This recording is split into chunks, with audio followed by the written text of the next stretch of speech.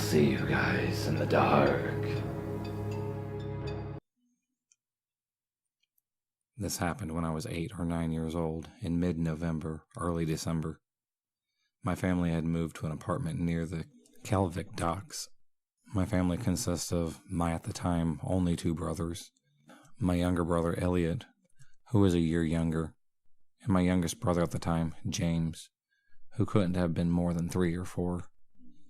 My mom and her husband, we spent about a week tidying the place up, meeting the neighbors, and getting used to the new house. One neighbor in particular stands out to me, Jenny. She was scrawny with long black hair, and her skin was sagging a bit, which I assumed was because of old age. One day, she just let herself in and excitedly greeted us. She came to me, knelt down, and said something along the lines of, "Hey, you take Ritalin?" Note, I have ADHD, and I take it to reduce my hyperactivity and improve my concentration.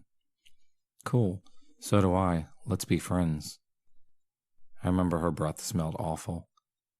It was like she brushed her teeth with a rotting fish carcass and washed it down with alcohol. She said a quick goodbye before leaving. What couldn't have been more than 10 minutes later, one of our neighbors came down and told us to be careful around Jenny and that she was a drug addict. That's probably why she was so skinny and why she looked older than she was. My mom didn't seem the least surprised. Being as young as I was, I had no idea what they were talking about. All I knew was that she was bad news, and that scared me.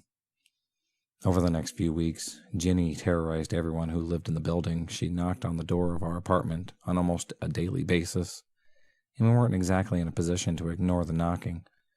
She had recently threatened an old lady with a baseball bat, and we didn't know what she'd do if we ignored her, and honestly, we didn't want to find out.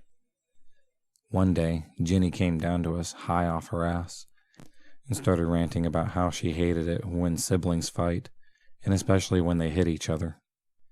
As most of you probably know, every sibling on the damn planet fights from time to time, and as much as I hate to admit it, we weren't above hitting each other either. So James tells Jenny that we hit each other sometimes. I shit you not, the crazy bitch grabs me by the throat and lifts me up and says if you ever do it again, I will fucking kill you. I thought I was going to die at the moment, but after what feels like an eternity, she let me go, only to pick up James and swing the poor guy around like a fucking sword. That was the last straw. My mother called the police soon after, and they took her away. She was released after about 48 hours, at which point it was almost Christmas. Terrified that Jenny would hurt us again, Mom sent Elliot and I to my father's house to spend the rest of our Christmas vacation. James, my mother, and her husband were fine, but I feel extremely guilty that we couldn't take them with us. Jenny was arrested soon after, and I haven't seen her since. I hope it stays that way. So crazy drug addict lady who nearly killed me, you owe me for taking my innocence, so for your sake, let's not meet again.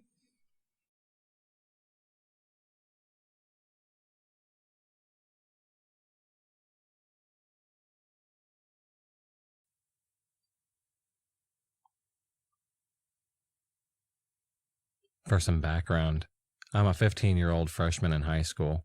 I moved to my current town in the middle of 6th grade. When I first moved, I met Jay, and we became friends pretty quickly, and it was obvious he had a crush on me. I wasn't interested in dating until high school, so I turned him down when he asked me out in 7th and 8th grade. After rejecting him the first time, he changed. Jay started acting creepy, perverted, and I just got a terrifying feeling in my gut when around him.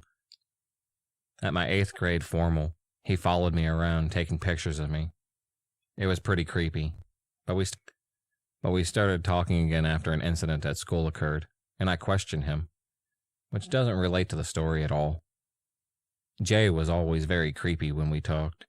He would call me beautiful, sexy, etc., which I told him made me feel very uncomfortable. He asked me out, and I told him no. He started calling me baby and telling me he loved me and wouldn't stop even when I told him to. This is about the time that he starts popping up in the stairwells I needed to use to get to class, and taking long drinks from the water fountain right outside the classroom door I was in. He seemed to just constantly be in the places I frequented. Jay would stare at me in class and give me this unsettling grin whenever I made eye contact with him. Jay gave me the chills, and I was not excited when he told me that he was going to homecoming. I went with a bunch of my friends, and as soon as we walked in, I saw Jay standing around looking for me. I had told Sophie, my best friend, about him, and she noticed him too. Our school is divided into 2 lunchrooms, the large and small commons, which are connected by 2 hallways. One of them had the girls' bathroom and a hallway everyone put their heels in, and the other was a dark hallway that the principal's office door was in. We went down the dark hallway, and he saw me. Jay pushed back a bunch of people to get right behind me and whispered in my ear, "Holy fuck, you look so dang sexy." He just mumbled something and hurried off. We hit the dance floor, forming a large circle of just our friends. I noticed that he kept walking around our group, looking at me as he walked by. We weren't dirty dancing, just having a fun time.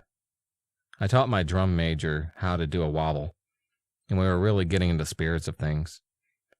Sophie and I eventually got thirsty and went to take a pee break and get some water after a few other girls. But on our way back, I felt a tap on my shoulder. I turned back, and Jay was standing there.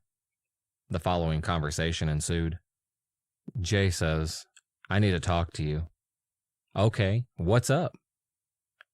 "I have to ask you something." I'm standing there questioning.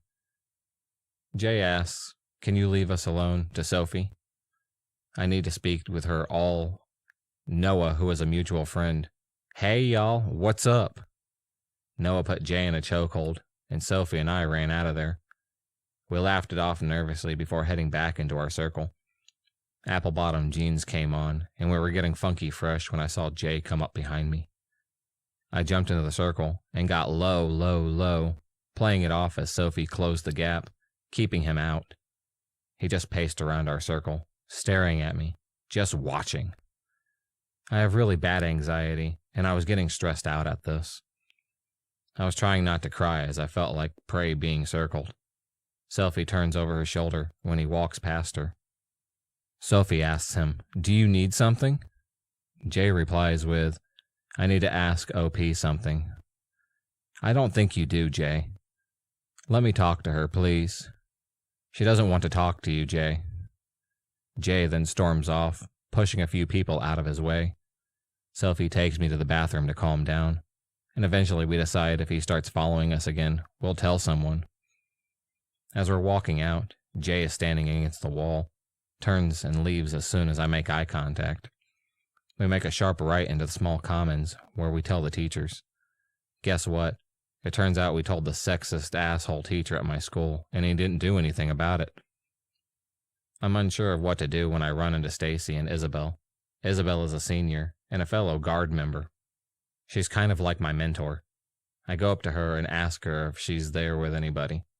When she tells me no, I ask her if I can stay with her and explain the whole situation.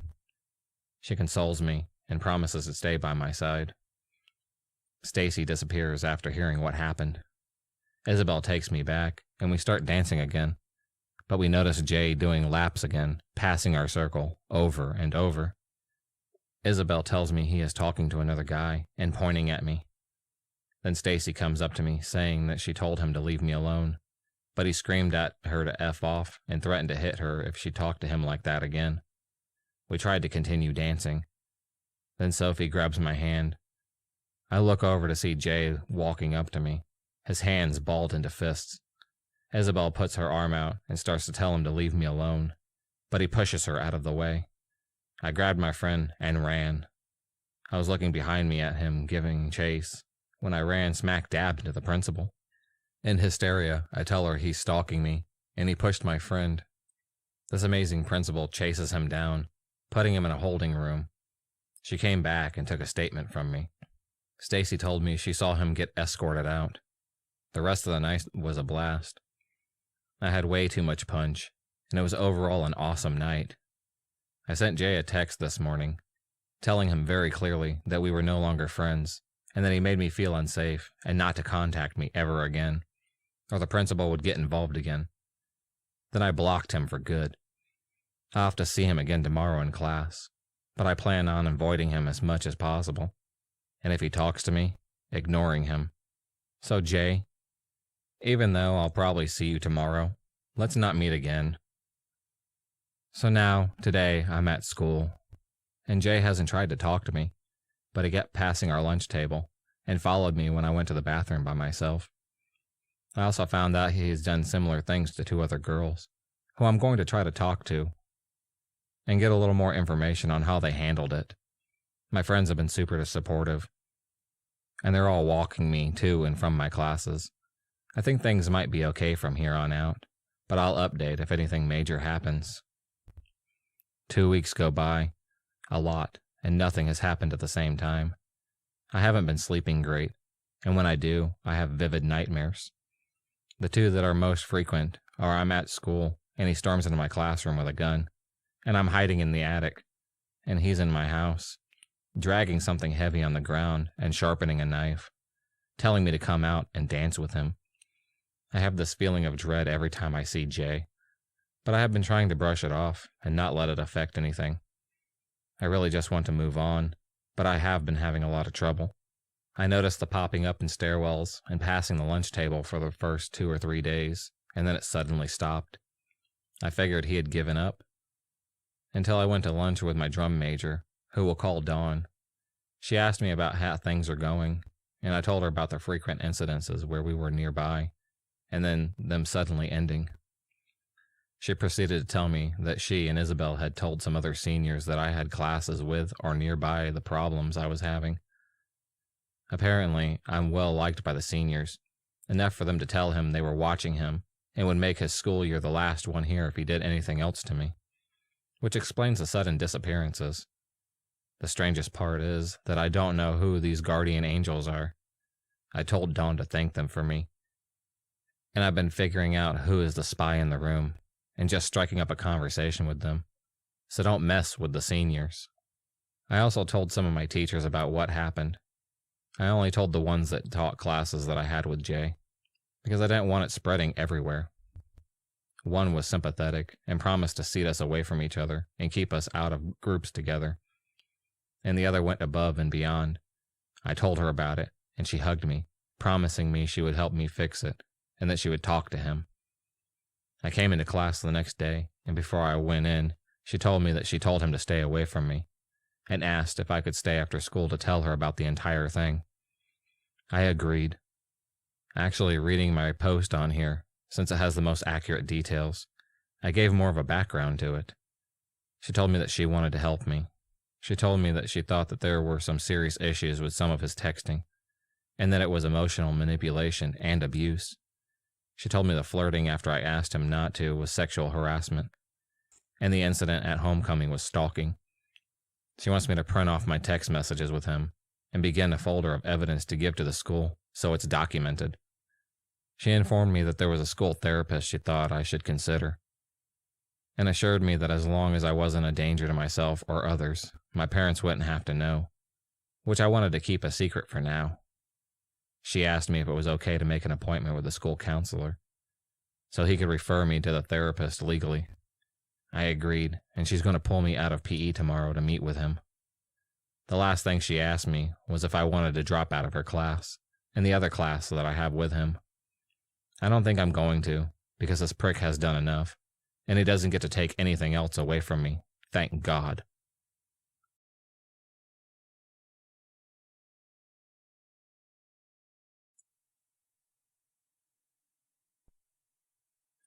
So, this actually happened to me a while ago, probably nearly 4 or 5 months ago, but I only recently thought to post it here. I assure you, this is 100% genuine, and thinking back, I should have been more scared than I was. So I worked at a local supermarket. It's a fairly large franchise on the east coast of America. The store in question is Weiss. It's sort of the higher-end Walmart on the east coast. I absolutely hated that job. The people were great, but they gave me absolutely awful hours, and the customers were just ridiculous. But that's another story for another time.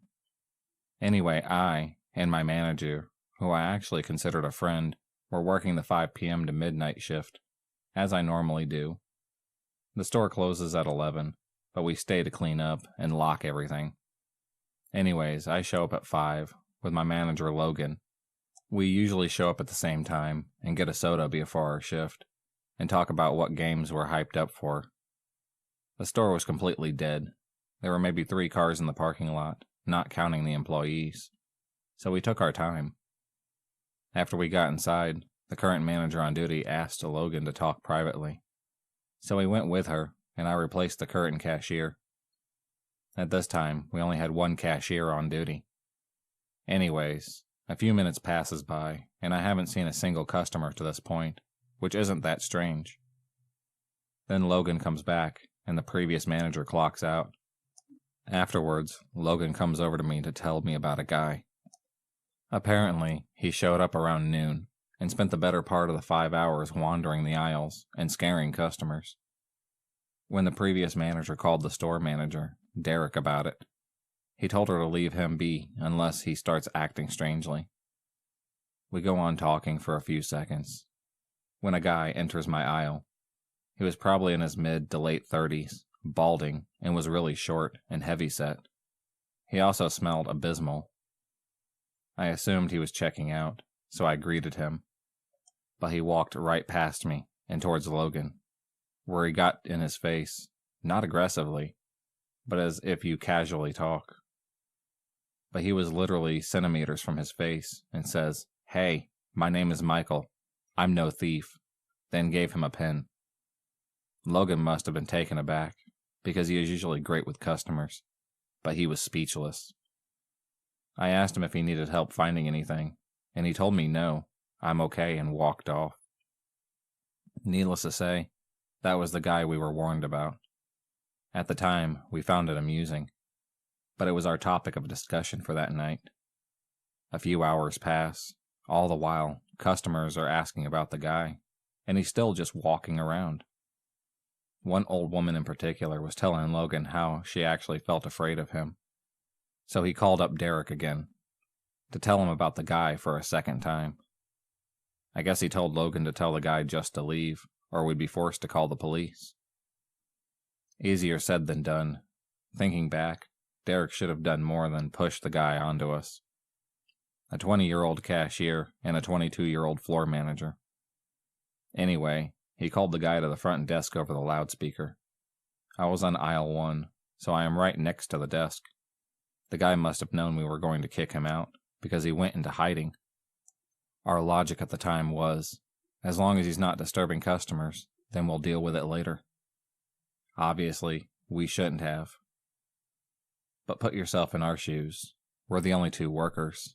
There's only maybe 5 customers in the store, and one of them is batshit insane. You'd avoid a confrontation as well. Another hour or so passes. It's now just 9:30, and the store is completely dead. We called it the ghost town shift, because we'd be lucky to see 5 more customers until we closed. Around this time, Logan and I usually just talk about closing, which we still did, but this time we're debating whether or not we needed to call the police. We knew that we should, but we hadn't even bothered to look for the guy. So, we called his name over the loudspeaker yet again, this time telling him we were about to call the police. As expected, that got his attention. Other employees had told me later that he had been hiding in the storage area behind the grocery section. The only way to get back there was through the doors, but they're locked at this time. So he forced himself through the shelves in the dairy section in the back of the store, nearly breaking an entire shelf. When he got to the front desk, he explained to Logan that he's from Indiana and was instructed by God to drive east, so he did. And when he ran out of gas, he walked until he found the first store. Unfortunately, that was our store. After some discussion, we convinced him to let us call the police to let him out. The police arrived, and we closed the store early. It turns out he had been released from a psychiatric ward to be in the care of his father. They gave the okay, but when he stole his father's car and just started driving, like God commanded him to. I'm not sure what happened next, but I've been told that his father had to drive down to pick him up. where he is now under his father's care. Additionally, it turns out the guy took a nice steamy shit in the storage area as well, which some poor worker needed to clean up. There were multiple other crazy things that happened at that store. I only worked there for about 4 months, but I've got some crazy stories from that job.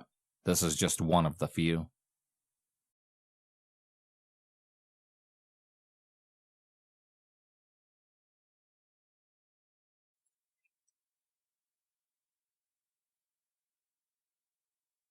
A couple of years ago, I was home alone. At the time, I was still living with my family, but they had gone on vacation, and thus I had the house to myself.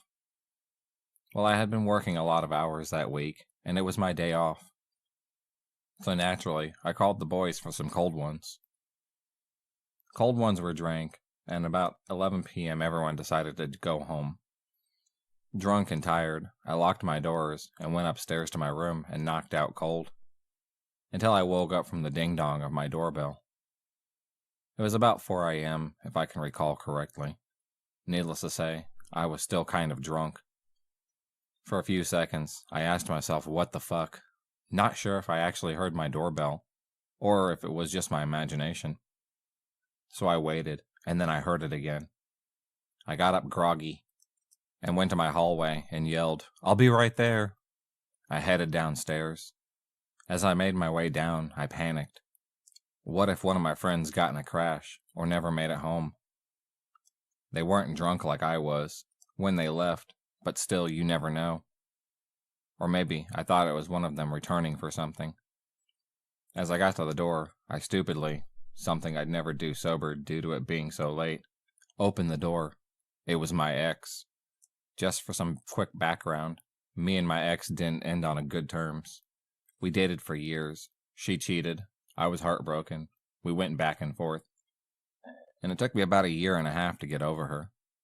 Mainly by blocking her on my number. All social media and even email. Yes, she even contacted me through that. To put it kindly, she filled the crazy stereotype. Plus, it had been maybe 3 months since I finally cut her off, so needless to say, I was confused. When I opened the door, just said hi, in my shy manner. Confused, I asked, "What are you doing here, Jenny?" She just said, "I wanted to see you, and talk a little bit." So then I said, "You know what time it is, right?" She said, "I know, it's late, but I'm on my way to school, and wanted to stop by. Since it's on the way, I knew you'd be home alone." Now this definitely weirded me out, because how the fuck did she know that? My family wasn't in contact as far as I knew, and I had family block her off on their own social media. So I asked her, "How do you know that?" And she said, "Oh, I just know." We kind of paused, and she asked me to come in to talk. Stupidly, I told her okay. After coming in, she pet my dogs, and we went to my living room and sat down.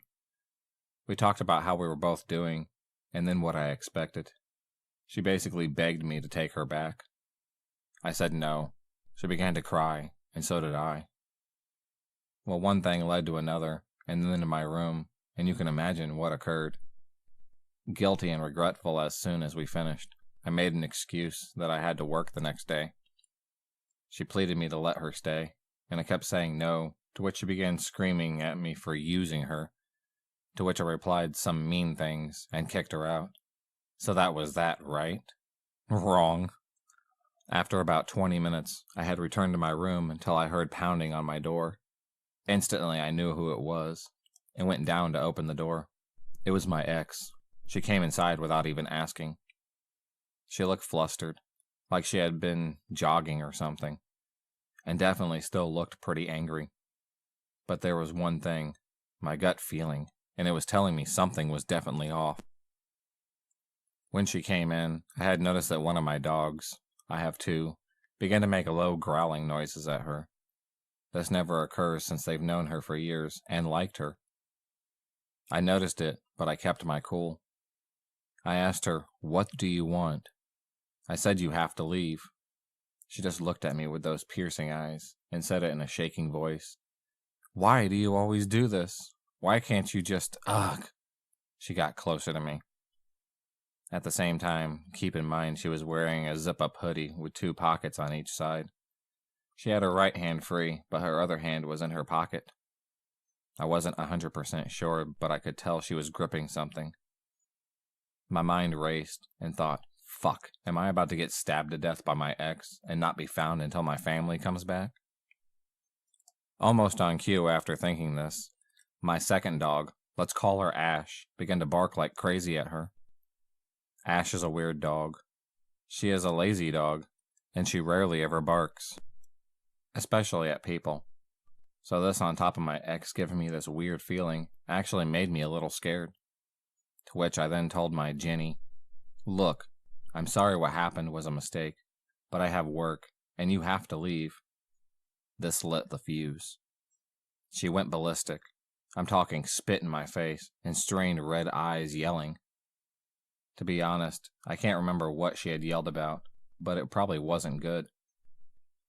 The entire time of her rant, she never took her hand out of her pocket, and then she finally calmed down, just stood there inches from my face, breathing heavily. Dog still barking at her the entire time. The look on her face is that one can tell someone wants to do or say something, but they're just holding back from doing what they really want to do, like a threat of mental power. Personally, I didn't want to find out what was in her pocket or what she wanted to do. So annoyed and very much worried after this verbal onslaught, I just told her simply, get the fuck out or I'm calling the cops. Angrily, she paused and said, you'll regret this, and then left. So I locked my doors, went straight to my room, and looked out the window for the next couple of hours. She didn't come back. Since that day, I haven't seen or talked to my ex. Not sure if I was being paranoid or if I was really about to regret letting her in. So to my ex, let's not meet. Ever again.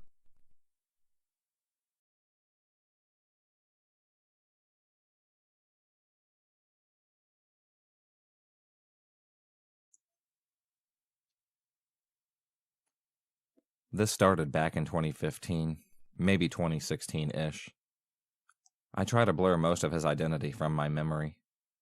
During this time, a good friend of mine was working for a local chain restaurant, and one afternoon she invited me and another friend to come by for a St. Patty's Day drink after our shift at work.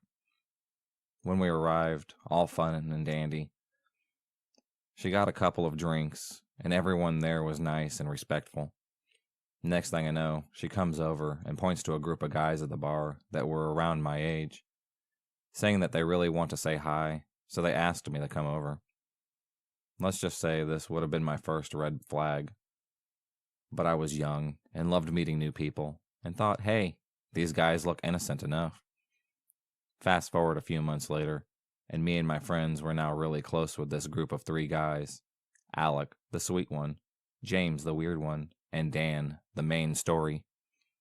We spent a ton of time together, always laughing and nothing awkward. These guys felt like brothers. A few weeks later, this Dan decided to profess his affection for me via Facebook Messenger. After politely telling me that I saw him more as a brother rather than a lover, he then decided to threaten me by saying he would, and I quote, kill myself if you don't date me. Safe to say that I decided it was best to take some space from this whole group. After a few weeks of ignoring messages and asking for space, I finally caved and decided to talk it out, hoping things would maybe be normal again. Boy, was I mistaken. Alec and James slowly backed off and appreciated my space. To this day, I respect them for doing this while still being friends with Dan. On the other side of things, Dan continued to message me, telling me he missed me and that I was like a sister to him. The messages became more persistent than ever after multiple back and forths, asking him to leave me alone. He still refused to acknowledge that I no longer wanted contact. It got back to the extent that I had to block him on everything so that I wouldn't receive texts, Insta DMs, and messages on all platforms. Then he took it to the next level. Dan decided to change his phone number. Not once, not twice, 4 times. All so that he could message me. I couldn't believe the extent that he would go just to get me back as a friend, even after multiple threats that I would call the cops. On top of changing phone numbers, he would create new Facebook and Instagram pages, changing his name, using fake images or old ones. I have at least 2 to 5 profiles blocked on my Insta and Facebook. Finally, I thought it was over, until I received a message from my 2 friends Megan and Ashley, along with calls from both of my sisters. Hey, so is Dan trying to add me on Insta? My middle sister, Beth, even got messages saying, "Hey, why won't Gina talk to me?" Along with multiples of the same messages to all of them. I was fucking fuming. It's one thing to harass me, but now, my family?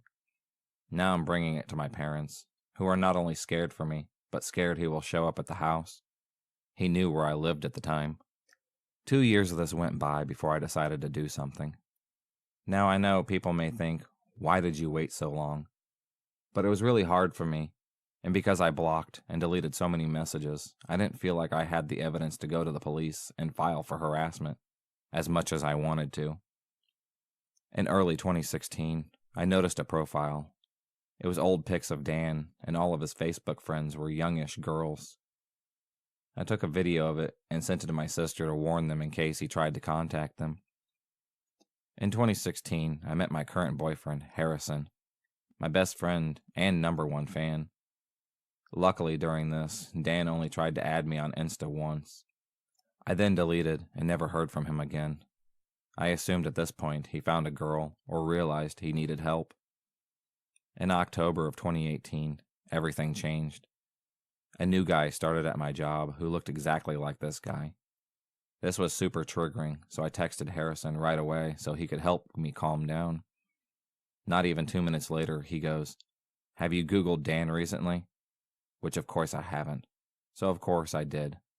My jaw dropped. Dan pleaded guilty last year to incitement of a minor. I started shaking. I couldn't believe my eyes. I had to look up 5+ articles to believe it. I couldn't process whether I was feeling guilty for not seeing this sooner or if I felt relief. I called my mom and cried. I couldn't process this. I spent so much of my life being mentally harassed by someone, and for some reason blamed myself for this happening. I saw this page. I filmed it. I could have done something. I could have prevented this. Dan's sentenced to 11 years in federal prison. This is my letter to him. Dear Dan, how could you? How could you hurt so many people? This girl, her family, your family. I'm still in shock, and I'm mad. You've done so much damage to so many good people. You've scarred families, friends, co-workers. For what? You are lonely. I hope you enjoy being lonely forever. Enjoy the cold walls of your cell. They match your heart. I wish I could see you one more time. I want to look you in the fucking eyes. I want an answer. Why? Why did you make me feel so scared? Why did you make this little girl believe you? Why?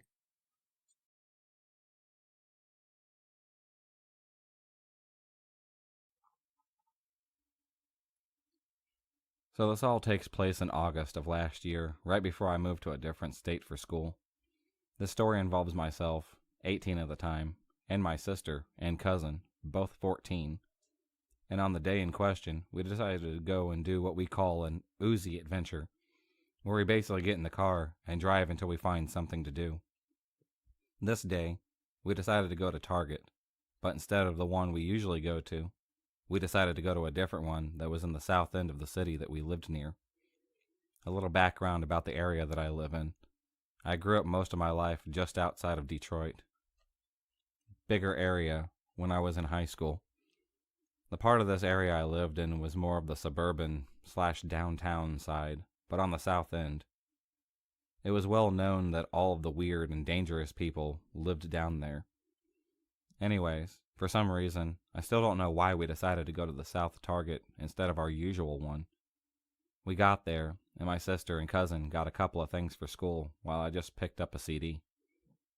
We check out, and we go out to the car, and we see a green Chevy Trailblazer is now parked right next to my car. I didn't notice anything outside of the fact that the driver's seat was reclined all the way back. The window was slightly open, and it looked like someone was sleeping in the car. My sister gets into the passenger seat, and my cousin right behind her. And literally the second she got in the car, she said, "Drive. Drive now." I didn't really think much, though, because she didn't sound panicked or anything. So I drive, and once we pull onto the main road, she told me that she saw an old man lying in the driver's seat, jerking off to people walking past.